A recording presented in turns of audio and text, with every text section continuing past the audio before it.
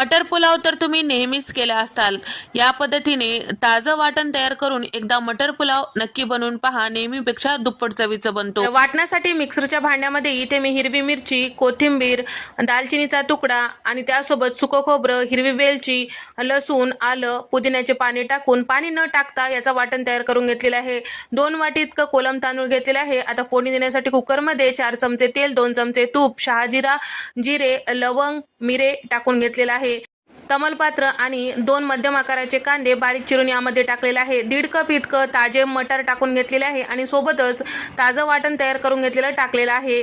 थोडंसं गरम मसाला, धनेपूड, जिरेपूड टाकून घेतलेलं आहे. चवीपुरतं मीठ टाकलेलं आहे. सगळं छान व्यवस्थित मिक्स करायचं. 1 मिनिटं वाफवून घ्यायचं. त्यानंतर यामध्ये स्वच्छ धुवून घेतलेले तांदूळ टाकायचं. 2 वाटी तांदळासाठी 4 वाटी पाणी इथे मी टाकून घेतलेलं आहे. वरतून आणखीन 1 चमचाभर तूप टाकून घेतले आहे. थोडीशी कोथिंबीर टाकून घेतलेली आहे. 2 शिट्ट्या काढून घेतलेल्या आहे. थंड झालं की मस्त असं